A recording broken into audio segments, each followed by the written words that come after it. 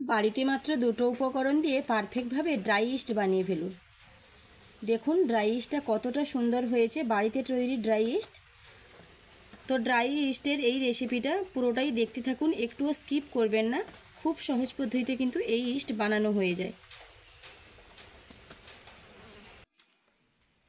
নমস্কার বন্ধুরা, আমি দেবযানী। আমার চ্যানেলে আপনাদের সবাইকেই স্বাগত জানাই। প্রত্যেক দিনের মতো আজকেও একটা রেসিপি আমি আপনাদের সঙ্গে শেয়ার করব। আজকের রেসিপিটার নাম হচ্ছে ইস্ট।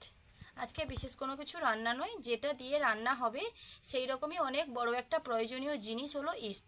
ইস্ট বাড়িতে খুব সহজ পদ্ধতিতেই বানাবো, আর সেটাই আপনাদের সঙ্গে শেয়ার করব। আশা করছি ভিডিওটা আপনাদের সকলের ভালো লাগবে। যদি ভালো লাগে থাকে অবশ্যই আমার চ্যানেলটিকে সাবস্ক্রাইব করে আমার পাশে থাকবেন। ইস্ট যে কত বড় একটা প্রয়োজনীয় জিনিস আমরা প্রত্যেকেই জানি। এই ইস্টের ব্যবহার কিন্তু প্রত্যেকে জানি। ইস্ট অনেক কাজেই ব্যবহার হয়। নান পরোটা বানানোর ক্ষেত্রে ব্যবহার হয়, পাউরুটি বানানোর ক্ষেত্রে ব্যবহার হয়, অনেক কিছু কারণে কিন্তু ইস্টটা ব্যবহার হয়। একদমই একটা নিত্য প্রয়োজনীয় জিনিস বলতে পারেন। তো সেই ড্রাই ইস্ট, আজকে ড্রাই ইস্ট বাড়িতে কিন্তু বানাবো। তো চলো শুরু করা যাক। দোকান থেকে অনেক দাম দিয়ে কিন্তু ইস্ট কিনতে হয়, বাড়িতে একদমই অল্প খরচে দোকানের মতো পরিমাণের ইস্ট কিন্তু বানিয়ে ফেলতে পারবো আমরা। শুরু করি। ইস্ট বানানোর জন্য প্রথমেই আমি এখানে একটা বড় পাত্রে উষ্ণ গরম জল নিয়েছি। অবশ্যই কিন্তু জলটাকে উষ্ণ গরম করতে হবে, একদমই ঠান্ডা জল চলবে না। সেখানটায় আমি কিছুটা চিনি অ্যাড করব। এই যে দেখুন, খুব সামান্য পরিমাণে চিনি আমি নিয়েছি। চিনিটা প্রথমে ভালোভাবে জলের মধ্যে গুলে নেব।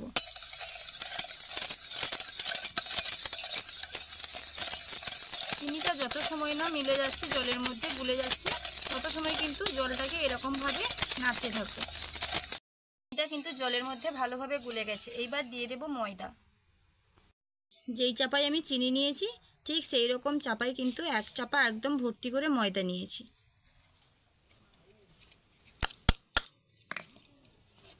ময়দাটাকে জলের মধ্যে ভালোভাবে গুলে নেব।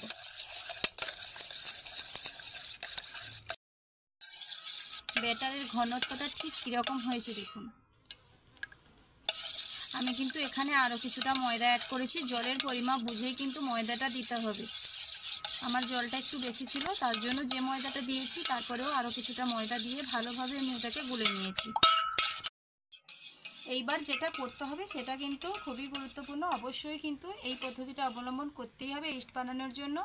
আমি এরকমভাবে যে মাখানো হয়ে গেছে চিনি আর ময়দাটা জলের মধ্যে, উষ্ণ গরম জলের মধ্যে, তো এটাকে ঢাকনা দিয়ে আমি কিন্তু 13 থেকে 14 ঘন্টা রেখে দেব। ঢাকনা কিন্তু মাঝখানে একবারেও খোলার কোনো প্রয়োজন নেই। একদম 14 ঘন্টা পর ঢাকনা খুলবো আর তোমাদেরকে দেখাবো যে এটা কি পরিস্থিতিতে এসেছে। তো চলো ঢাকা দিয়ে রেখে দিই।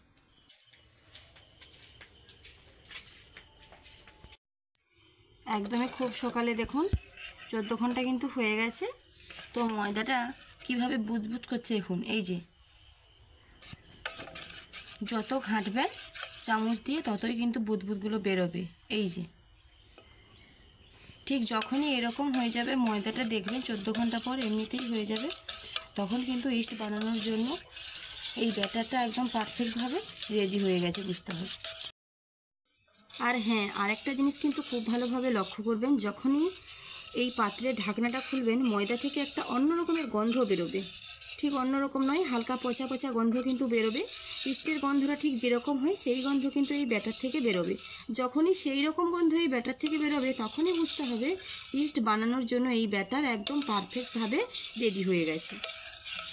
তো ইস্টটা বানানোর জন্য ব্যাটার তো রেডি হয়ে গেছে, তাহলে ড্রাই ইস্ট এরপরে কিভাবে হবে? এরপরেও কিন্তু একটা পদ্ধতি রয়েছে ড্রাই ইস্টটা হওয়ার জন্য।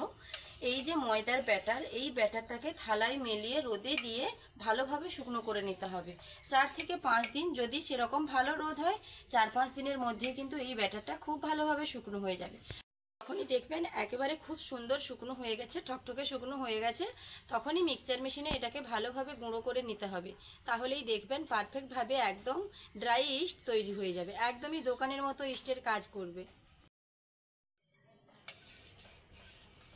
তাহলে বন্ধুরা এরকমভাবে একবার বাড়িতে ড্রাই ইস্ট বানানোটা কিন্তু আপনারা ট্রাই করুন। এবার রোদে দিয়ে আপনাদেরকে সেই ভিডিও দেখাতে কিন্তু বেশ অনেকটা সময় লেগে যাবে, তার জন্য আমি রোদে দেওয়ার আগেই কিন্তু ভিডিওটা আপনাদেরকে দেখিয়ে দিচ্ছি।